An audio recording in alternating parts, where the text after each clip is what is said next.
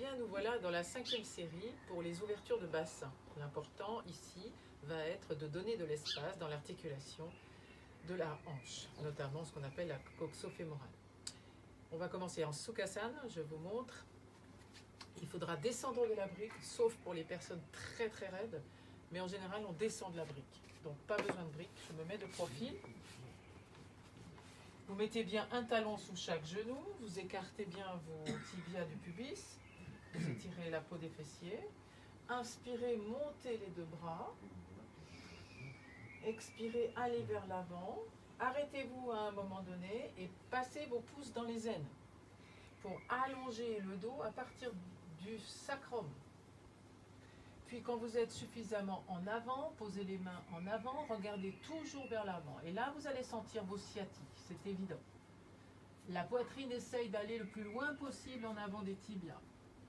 Vous avancez les mains, vous relâchez la tête ensuite en dernier sur le sol ou sur une brique, évidemment. Si vous manquez de souplesse, n'hésitez pas à mettre une brique sous le front. L'objectif étant d'étirer au maximum le bas du dos par rapport au bassin.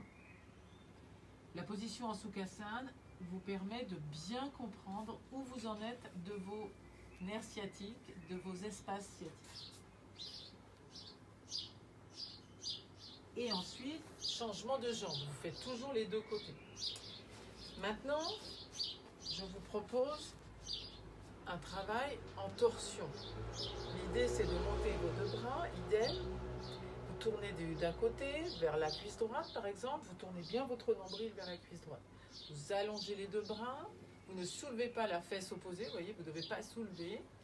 Posez les mains sur le sol. Allongez bien la poitrine en direction du genou droit en ce qui me concerne.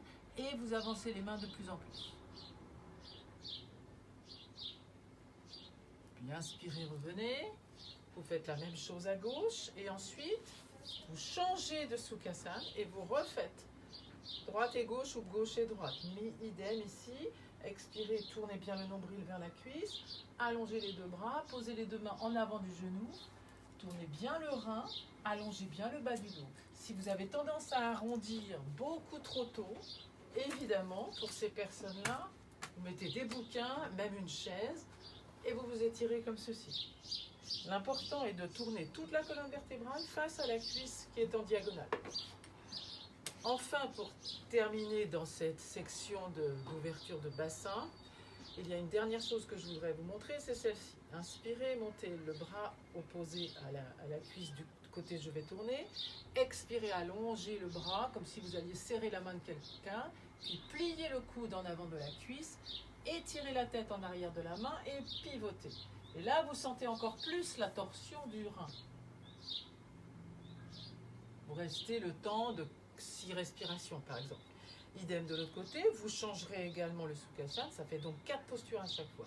Inspirez, vous vous grandissez, expirez, vous avancez, comme si vous alliez le plus loin possible, vous allongez bien le rein droit en ce qui me concerne, pliez le coude, mettez la tête en arrière de la main, puis pivotez et tournez le dos.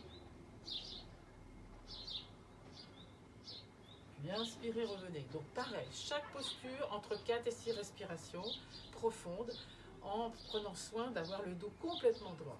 Pour terminer sur cette séquence, vous enchaînerez avec chien tête en bas. Montrez une jambe, revenez, montez l'autre jambe, sans soulever la fesse, hein, bien sûr vous ne tournez pas comme ceci, et vous revenez. Bien, et la suite tout à l'heure.